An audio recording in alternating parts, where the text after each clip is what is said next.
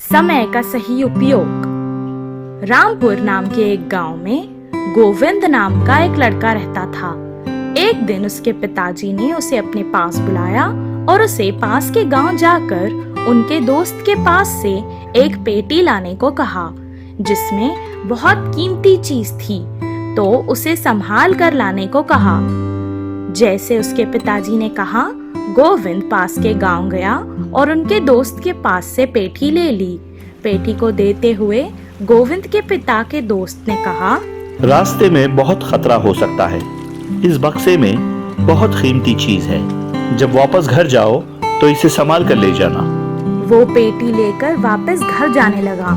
वह जब चल रहा था तो कुछ देर बाद उसे अपने पीछे पैरों की आवाज सुनाई दी। पैरों की आवाज से वो समझ गया था कि कोई चोर है जो उसका पीछा कर रहा है। वह डर के मारे तेज तेज चलने लगा और अचानक पैरों की आवाज भी तेज आने लगी। वो समझ गया था कि अब वो खतरे में है, पर वो क्या करे उसे समझ नहीं आ रहा था। अचानक आगे उसे एक नदी दिखाई दी और उसे एक उपाय सूझा। नदी के किनारे घनी झाड़ियों के बीच में उसने पेटी को फेंक दिया और वो थोड़ी दूर पर खड़ा होकर मेरी पेटी नदी में गिर गई है कहकर जोर जोर से रोने लगा। चोर ने जब ये सुना, वो सोचने लगा कि छोटे बच्चे की मदद करने का नाटक करके वो उस पेटी को चुरा लेगा। यह सोचकर वो नदी में कूद गया और नदी के अंदर जाकर पेटी ढूंढने लगा। गोविंद ने समय का सही उपयोग किया और पेटी उठाकर अपने घर वापस भाग गया। चूहे की डर से बिल्ली भागी। एक जंगल में एक चूहा रहती थी। उस चूहे को बिल्ली से बहुत डर लगता था। वह चूहा जब भी बाहर निकलती थी तब बिल्ली उसके पीछे पड़ जाता था। अरे मैं इस बिल्ली से कैसे बचूं? करके बहुत सोचने लगी चूहा। तब उसे एक उपाय मिला। तुरंत वह चूहा जंगल जाकर अच्छे अच्छे फलों को इकट्ठा करके पोटली बांधी। उस जंगल के बाजू में ही एक गांव था। उस गांव में एक कुम्हार रहता था। उस चूहे ने फलों की पोटली को कुम्हार को दिया और कहा, मुझे एक अच्छा सा खाटों का कवच बना कर दो। ऐसे फल जितने चाहो उतने ला कर दूंगी। बोलकर विनम्रता पूर्वक पूछी चूहा। वह कुम्हार ने भी दया करके उस चूहे के लिए एक खाटों का कवच बनाकर दिया। अगले दिन ही चूहे ने उस खाटों का कवच पहनकर बिल्ली के पास आई और बोली, आजा बिल्ली आजा, अगर तुझ में हिम्मत हो तो मेरे ऊपर चढ़ना। बोलते हुए बिल्ली को उकसाने लगी। उस बिल्ली को तो पता नहीं था ना, इससे बिल्ली उछलकर चूहे पर चढ़ी। तो बस बिल्ली को चूहे के कवच के सारे कांटे चुभ गए। बाप रे बाप, यह कोई मामूली चूहा नहीं है। बोलते हुए बिल्ली वहाँ से भाग गई। उस दिन से चूहे के दिखते ही बिल्ली डर के भागने लगी। लोमड़ी और बाघ की लड़ाई। एक जंगल में एक लोमड़ी रहती थी। वह बहुत ही चालाक थी। जंगल में उसका कोई दोस्त नहीं थे, क्योंकि वह लोमड़ी हमेशा सबको धोखा देती थी। कुत्ता, भेड़िया, बाकी के कोई भी जानवर इससे नहीं मिलते, दोस्ती भी नहीं करते थे। उससे सभी जानवर बच के घूमते थे। रात के समय बाकी के जानवरों को अपने अजीब से आवाजों से डराती थी। खामोशी के रातों में उसकी आवाजों की वजह से किसी की भी आंख नहीं लगती थी।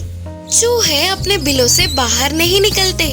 पक्षियाँ अपने घोंसलों में ही रह जाते थे। बाकी के जानवर भी उसकी चीखों को बर्दाश्त न कर पाते हुए अपने अपने जगहों में रह गए।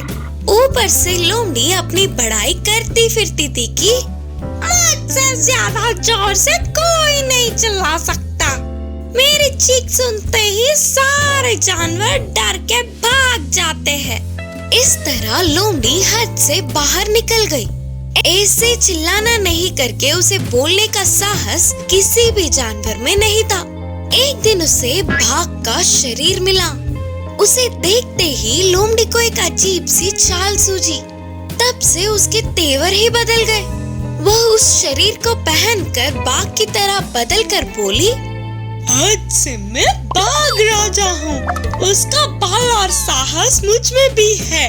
जंगल के किसी भी जानवर को डरा सकता हूँ। अब से इस शरीर को पहने रखूंगा करके निर्णय किया। जंगल में आए हुए नए बाघ को देख छोटे जानवर डर के कांपने लगे। उस बाघ के किए हुए हमलों को बर्दाश्त नहीं कर पा रहे थे। लोमड़ी बाघ के रूप में उस जंगल का राजा बनकर पाल रही थी। ऐसे कुछ दिन बीत गए। एक दिन लोमड़ी जंगल के एक कोने में गई। उधर वह अकेली थी। उतने में अचानक एक बड़ा बाघ उसके सामने पड़ा। लोमड़ी को यकीन ही नहीं हो पा रहा था। वो तो सचमुच का बाघ था। अब तक इस जंगल में कोई भी बाघ या शेर तो नहीं आया, तो फिर अब ये कहाँ से आया होगा? करके सोचते हुए डर के कांपने लगी। बाघ के रूप में सभी जानवरों को डराने वाली बात जानकर सचमुच का बाघ गुस्से से लोमड़ी के ऊपर कूद पड़ा। उसमें भी एक समान बल और साहस है करके समझने वाली लोमड़ी उससे लड़ने लगी।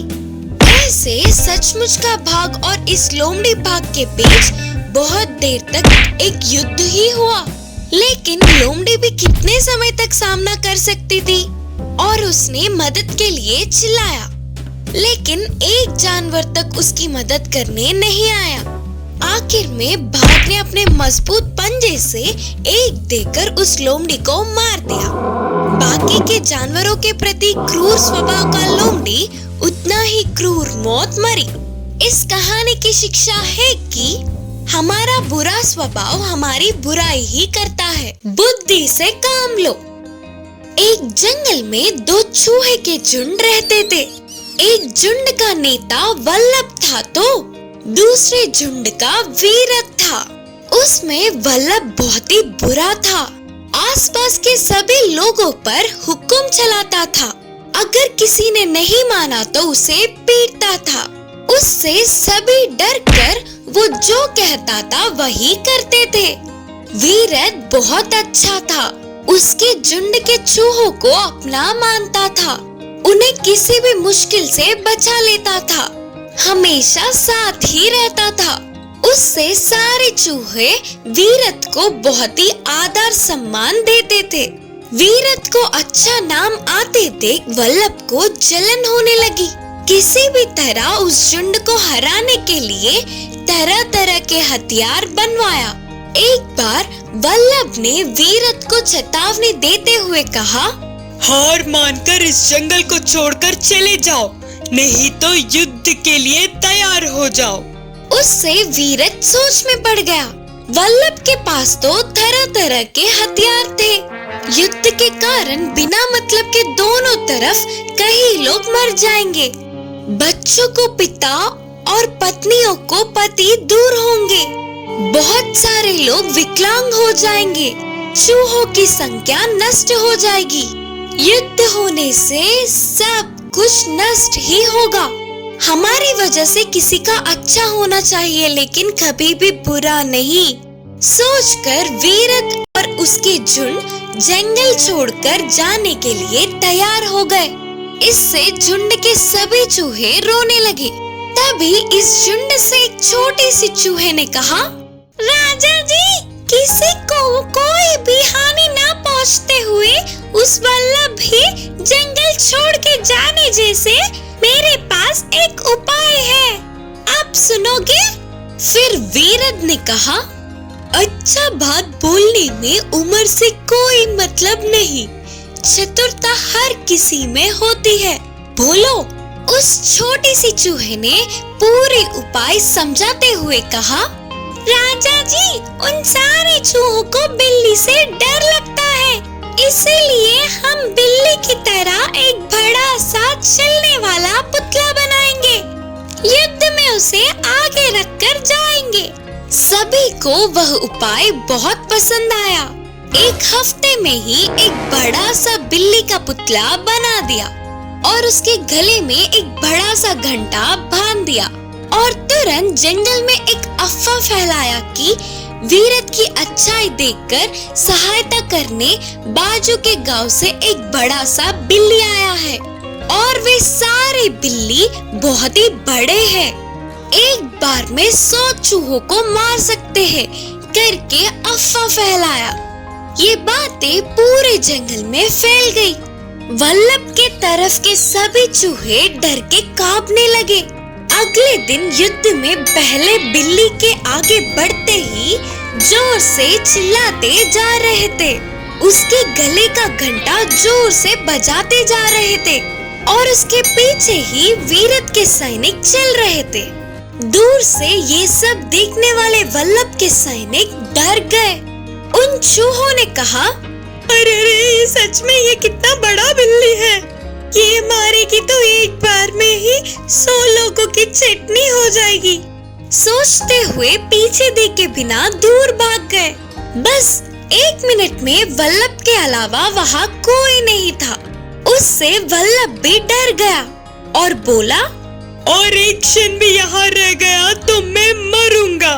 मेरी बुद्धि नष्ट होकर इन लोगों से मैंने पंगा लिया, फिर कभी भी इनके आसपास तक नहीं आऊंगा।